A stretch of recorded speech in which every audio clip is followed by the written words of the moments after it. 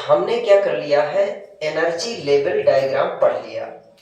अब हमको क्या करना है, इनमें इलेक्ट्रॉन्स की फिलिंग करनी है। जब भी हम इन सभी ऑर्बिटल्स में इलेक्ट्रॉन्स की फिलिंग करते हैं तो कौन कौन से रूल्स अप्लाई करते हैं? Aufbau rule, Hund rule, Pauli's rule, ये सभी रूल्स के ही अकॉर्डिंग टू चलेंगे। तो हम यहाँ कुछ एग्जाम्पल्स ले लेते हैं। सबसे पहला एग्जाम्पल मैं लेता हूं, लिखिए, फॉर्मेशन ऑफ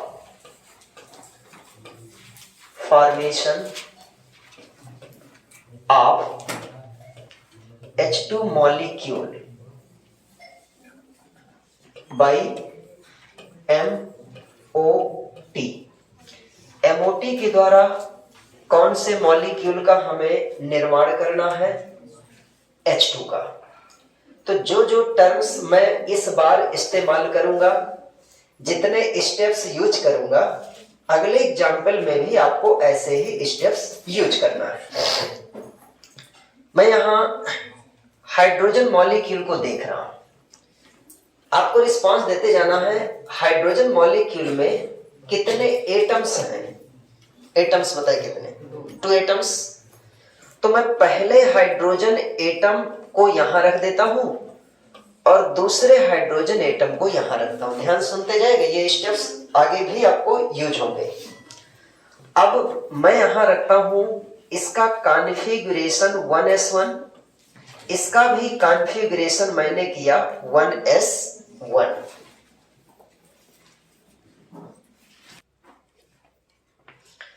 तो हमने यहां दोनों का कॉन्फ़िगरेशन कर लिया। अब हमें अगला क्या करना है, मॉलिक्यूलर ऑर्बिटल थ्योरी के अकॉर्डिंग टू इसका पूरा डायग्राम तैयार करना है। उस डायग्राम में एक एटम हम इस साइड लेते हैं, s ऑर्बिटल है ना, एक एटम का s ऑर्बिटल इस साइड बनाएंगे। मान लीजिए मैं इस हाइड्रोजन एटम का यहां पर s ऑर्बिटल रख रहा हूं, इसमें कितने इलेक्ट्रॉन हैं? 1। इसी तरह यहां पर मैं रखूंगा 1s1। ये पहले हाइड्रोजन एटम का है और ये दूसरे हाइड्रोजन एटम। यहां तक कोई प्रॉब्लम?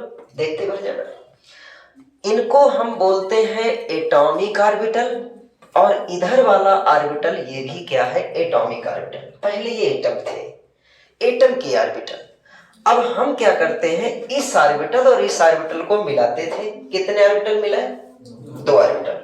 2 ऑर्बिटल मिला करके 2 ही नए ऑर्बिटल बनाएंगे। जो नए 2 ऑर्बिटल बनेंगे, दोनों का मिक्सचर होगा, कंट्रीब्यूशन होगा। तो हम क्या करते हैं, यहां पर एक ऑर्बिटल इधर बनाते हैं और एक ऑर्बिटल इधर बनाते हैं। तो जिस ऑर्बिटल को नीचे बनाएंगे या ऊपर बनाएंगे, दोनों ऑर्बिटल्स का नाम बदल जाएगा। इन्हें हम कहेंगे मॉलिक्यूलर ऑर्बिटल। जिस मॉलिक्यूलर ऑर्बिटल को इन दोनों के नीचे बनाए हैं, इसका नाम होगा बॉन्डिंग मॉलिक्यूलर ऑर्बिटल। ठीक है। और इस बॉन्डिंग मॉलिक्यूलर ऑर्बिटल, और इसे क्या बोलते हैं? Anti bonding molecular orbital. मैं यहां बॉन्डिंग मॉलिक्यूलर ऑर्बिटल ना लिख करके इनके सीधे नाम ही लिख देता हूं। तो ये आप क्या करते हैं, ये फ्रंट से ही ओवरलैप करते हैं, ऐसे ओवरलैपिंग फ्रंट से ही होती है, तो सिग्मा मॉलिक्यूलर ऑर्बिटल कहा जाएगा। अब ये जो सिग्मा मॉलिक्यूलर ऑर्बिटल है, किस वाले s ऑर्बिटल से बनाया गया है? किस सेल के? 1 से। तो इसका नाम बताइए क्या दिया जाता था? Sigma 1s। इसको क्या कहा जाएगा? Sigma star 1s। ठीक है। अब ये पहले की स्थिति है, पहले यहां एक इलेक्ट्रॉन था, एक इलेक्ट्रॉन था। अब चेंजिंग कैसे होगी? जब ये ऑर्बिटल इसका आधा पोर्शन इधर चला गया और इसका आधा पोर्शन यहां चला गया, आधा पोर्शन बचा है यहां गया, आधा पोर्शन यहां गया। मतलब इसका जो ऑर्बिटल था यहां भी शामिल है, यहां भी शामिल है, और जो ये ऑर्बिटल था यहां भी शामिल है और कुछ यहां भी शामिल है। नए प्रकार के ऑर्बिटल्स बने। तो हमें अब इलेक्ट्रॉन्स की फिलिंग फिर से करनी पड़ी, क्योंकि ये ऑर्बिटल नष्ट हो चुके हैं ना भी 1s बचा, ना ही ये ऑर्बिटल बचा। नए प्रकार के अब ये 2 ऑर्बिटल हमको मिले, तो इलेक्ट्रॉन बेचारे कहां जाएंगे? इलेक्ट्रॉन्स को तो फिल करना पड़ेगा। इस समय कितने इलेक्ट्रॉन आपके पास? 1 और 2, टोटल कितने इलेक्ट्रॉन हो गए? 2 इलेक्ट्रॉन आपने मुट्ठी में ले लिया। अब इनकी हमें फिलिंग करनी है। तो इलेक्ट्रॉन्स की फिलिंग ऑफ-बाउ रूल के अकॉर्डिंग टू देखते हैं तो उसमें कहा जाता है एनर्जी के बढ़ते हुए क्रम में इलेक्ट्रॉन्स को फिल करना है। मतलब कि जिस ऑर्बिटल की एनर्जी कम होगी उसमें पहले फिल करेंगे। हम यहां पर इलेक्ट्रॉन को फिल करना शुरू किए तो इसके बाद वुंड रूल कहता है कि एक कोई भी ऑर्बिटल्स होंगे, उन ऑर्बिटल्स में इलेक्ट्रॉन्स पहले क्लॉकवाइज फिल करते हैं। मान लिया मैंने 1 आगे देखा, मैं चाहता था कि इसके आगे इसी एनर्जी लेवल में और कोई ऑर्बिटल हो तो मैं उसमें इलेक्ट्रॉन फिल करूं। तो मैं यहां 1 आगे देखा, कोई नहीं है, वापस आया, तो फिर मैं क्या करूंगा? अगला इलेक्ट्रॉन इसी में आएगा एंटी क्लॉकवाइज। ये वुंड रूल हो गया। अब पाउलिस लीजन कहता है कि एक ऑर्बिटल में 2 से ज्यादा इलेक्ट्रॉन हो ही नहीं सकते। तो इसका मतलब यदि हमारे पास और इलेक्ट्रॉन होते तो हम इसमें नहीं रखते, अब कहां पहुंचते? अगले वाले ऑर्बिटल में जाते। तीनों रूल्स यहां पर अप्लाई हो गए। हमारे पास सिर्फ 2 ही इलेक्ट्रॉन थे, हमने 2 इलेक्ट्रॉन रख दिए। तो इस तरह हमें क्या करना है? Molecular orbital. अब ये मानकर चलना, ना तो ये बचा ना तो ये बचा, नया ये ऑर्बिटल बचा। अब इसको हमने बना दिया हाइड्रोजन का एक मॉलिक्यूलर ऑर्बिटल थ्योरी से डायग्राम ये बना दिया। हमें इसमें कौन कौन सी चीजें लिखना है, तो जो जो स्टेप्स मैं यहां इन्वॉल्व करूंगा वही अगले वाले में भी। सबसे पहले आपको यहां लिखना है इलेक्ट्रॉनिक कॉन्फ़िगरेशन।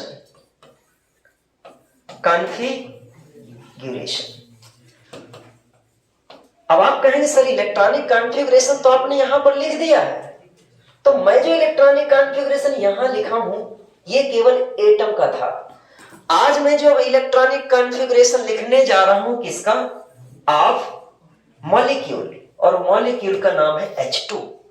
तो मैं यहां कॉन्फ़िगरेशन मॉलिक्यूल का लिख रहा हूं। पहले वाले कॉन्फ़िगरेशन इसमें डिफरेंस आ रहा है ना। जब हम इस H2 मॉलिक्यूल का कॉन्फ़िगरेशन लिखेंगे तो कैसे करेंगे? जब मॉलिक्यूल का कॉन्फ़िगरेशन कर रहे हैं तो ऑर्बिटल हमको कौन से लेना चाहिए? Molecular orbital.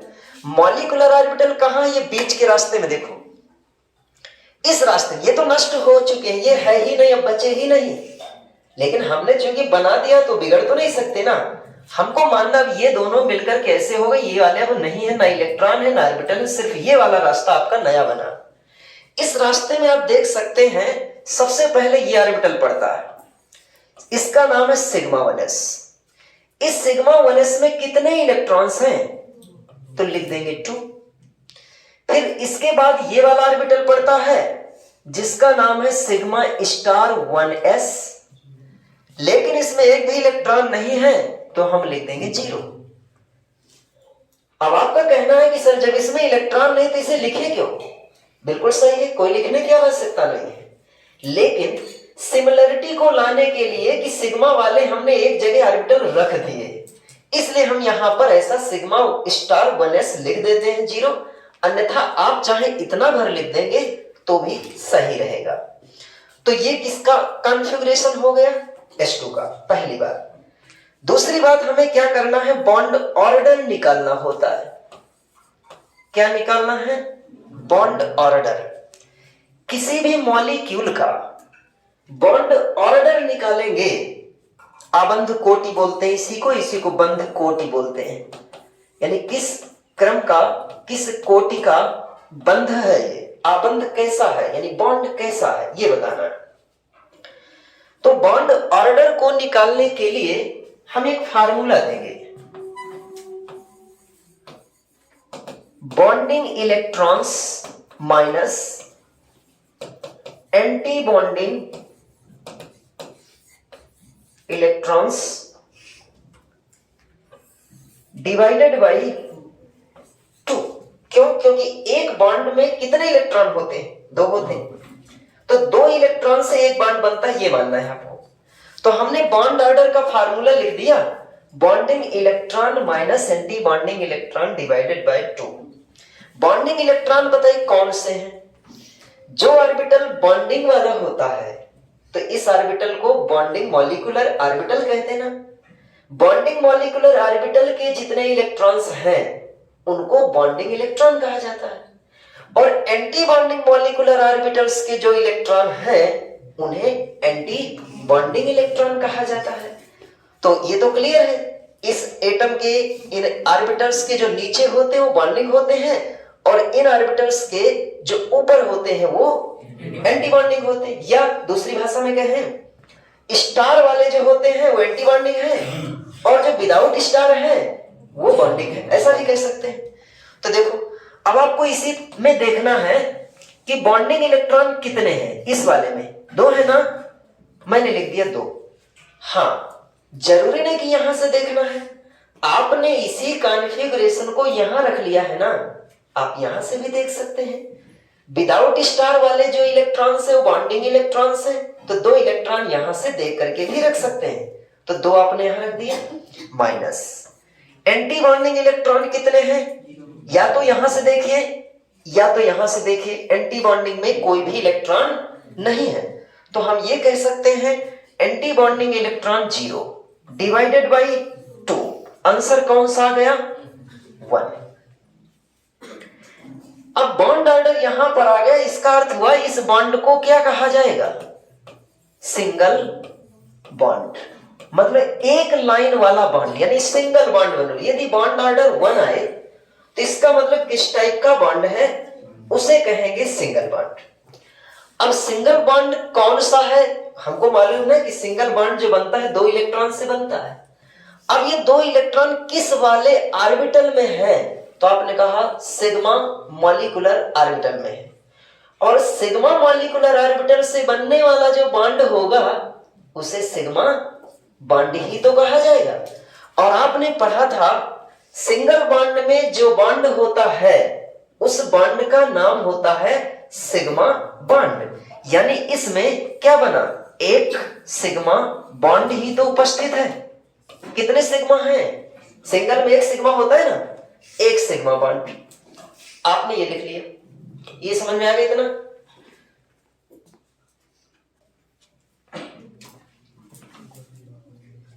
तो अब हमें एक और टर्म पढ़ना पड़ता है इसमें,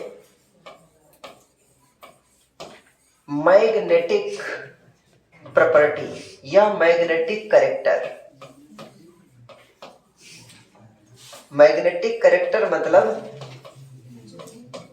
चुंबकीय गुण। इस मॉलिक्यूल का मैग्नेटिक कैरेक्टर क्या होगा, चुंबकीय गुण इसका क्या होगा।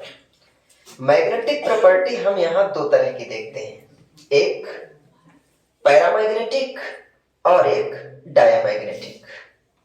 पैरामैग्नेटिक और डायामैग्नेटिक होता क्या है, इनको हिंदी में क्रमशः पैरामैग्नेटिक को अनुचुंबकीय कहते हैं और डायामैग्नेटिक को प्रतिचुंबकीय कहते हैं। इसको यदि हम इस तरह समझें कि मान लो हमारे पास एक यहां मैग्नेट है और मैं कोई वस्तु मैग्नेट की तरफ लाऊं तो वो मैग्नेट की तरफ क्या होगा, अट्रैक्ट होगा। यदि वो मैग्नेट की तरफ अट्रैक्ट होगा इसका मतलब वो मैग्नेट का अनुयायी हो गया, मैग्नेट को फॉलो कर रहा है। मैग्नेट का जो अनुयायी होता है या कह सकते हैं चुंबक का जो अनुयायी होता है उसे कहेंगे अनुचुंबकीय। मतलब जो चुंबक की ओर आकर्षित होता है उसे कहेंगे अनुचुंबकीय। इंग्लिश में इसे क्या कहेंगे, पैरामैग्नेटिक। लेकिन यदि मान लिया मैंने यहां चुंबक रखा और चुंबक से कोई दूर भाग रहा है, इसका मतलब चुंबक से प्रतिकर्षित हो रहा है या चुंबक को प्रतिकर्षित कर रहा है, दोनों बातें हो सकती। तो इसको हम कहेंगे प्रतिचुंबकीय गुण। प्रतिचुंबकीय को अंग्रेजी में डायामैग्नेटिक कहेंगे। अब प्रश्न यह है कि हम यहां कोई एक्सपेरिमेंट तो करने नहीं लगेंगे, मैग्नेट तो लेके आएंगे नहीं कि हम देखें कि H2 को आकर्षित कर रहा है कि या H2 उसको प्रतिकर्षित कर रहा है। ये सारी चीजें तो हम एक्सपेरिमेंट यहां नहीं कर पाएंगे। तो उसके लिए हम एग्जाम में करेंगे क्या, हमें कोई रूल पता होना चाहिए। तो इलेक्ट्रॉन की संख्या के आधार पर हम यहां बता सकते हैं कि कोई भी कंपाउंड या मॉलिक्यूल यहां डायामैग्नेटिक होगा या पैरामैग्नेटिक होगा। डायामैग्नेटिक कौन होता है, यदि सभी ऑर्बिटल्स में, ये वाले सभी ऑर्बिटल्स में जितने भी इलेक्ट्रॉन्स रखे हैं, जितने इलेक्ट्रॉन है यानी सभी इलेक्ट्रॉन्स जोड़े में हो, all the electrons are Dabali.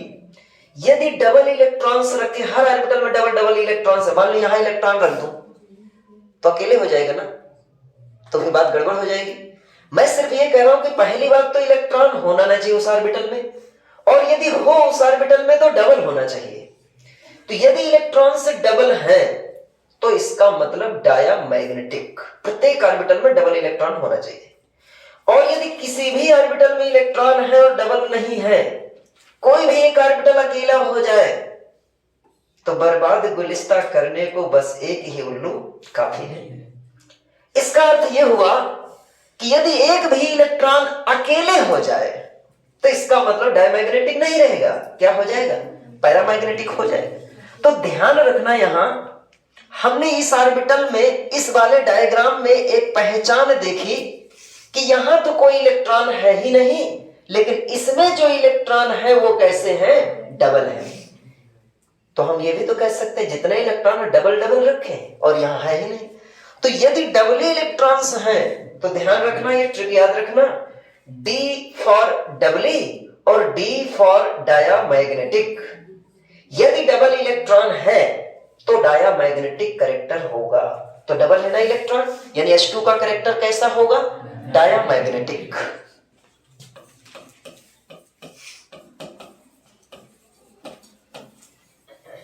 Diamagnetic. अब जिसके पास डबल इलेक्ट्रॉन है, मतलब इसका जोड़ा पहले से ही बना हुआ है, तो क्यों किसी की ओर आकर्षित होगा, यानी आकर्षित नहीं हो रहा है, यह प्रतिकर्षित होगा। तो इसको हम बोलेंगे हिंदी में प्रतिचुंबकीय।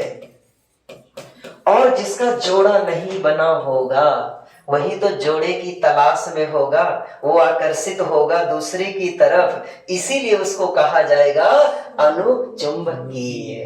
ठीक है, तो ये क्या है, डायामैग्नेटिक है, ये प्रतिकर्षित करेगा। नोट कर ले। हाँ, तो देखिए मैंने यहां पर ये ट्रिक भी लिख दिया कि दोबारा आपको ध्यान रहे कैसे। हम पहले देखेंगे कि इलेक्ट्रॉन्स कैसे हैं।